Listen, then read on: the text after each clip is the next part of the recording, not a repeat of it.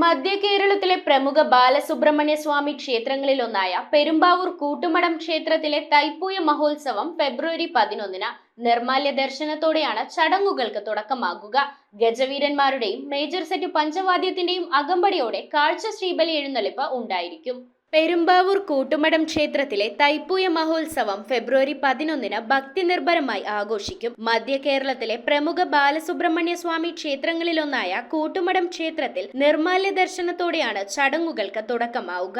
പാലഭിഷേകം, പനിനീർ അഭിഷേകം, പഞ്ചാമൃതഭിഷേകം, കരിക്കഭിഷേകം എന്നിവയ്ക്കുള്ള സൗകര്യങ്ങൾ ക്ഷേത്രത്തിൽ തന്നെ ഒരുക്കിയിട്ടുണ്ട്. കാവടി അഭിഷേകം, ആനപ്പുറത്ത് കാവടി എന്നിവയാണ് ക്ഷേത്രത്തിലെ പ്രധാന വഴിപാട്. ശ്രീബലി എഴുന്നള്ളിപ്പ്, തുടർന്ന് മഹാപ്രസാദ ഊട്ട് എന്നിവയും ഉണ്ടാകും. ഗജവീരന്മാരുടെയും മേജർ സെറ്റ് പഞ്ചവാദ്യത്തിന്റെയും അകമ്പടിയോടെ കാഴ്ച ശ്രീബലി എഴുന്നള്ളിപ്പ് നടക്കും. ക്ഷേത്രോത്സവത്തിന്റെ പ്രധാന ചടങ്ങായ ഭസ്മക്കാവടി എതിരേൽപ്പ് പെരയ്ക്കാട് മഹാദേവ ക്ഷേത്ര സന്നിധിയിൽ നിന്നും ആരംഭിക്കും. മയിലാട്ടം, കാവടിയാട്ടം, നാടൻ കലാരൂപങ്ങൾ, ശിങ്കാരിമേളം, പഞ്ചവാദ്യം എന്നിവ അകമ്പടിയാകും. കൂട്ടുമഠം ബാലസുബ്രഹ്മണ്യന് വർഷത്തിലൊരിക്കൽ മാത്രം നടക്കുന്ന ഭസ്മാഭിഷേകം കാവടി എതിരേൽപ്പിന്റെ സമാപനത്തോടെ നടക്കും. തുടർന്ന് കൊച്ചിൻ കോക്ക് ബാൻഡ് അവതരിപ്പിക്കുന്ന ഗാനമേളയും അരങ്ങേറും. വെള്ളിക്കുടത്തിൽ വലിയ കാണിക്ക, പറനിറ എന്നീ ചടങ്ങുകളോടെ ഉത്സവാഘോഷം സമാപിക്കും.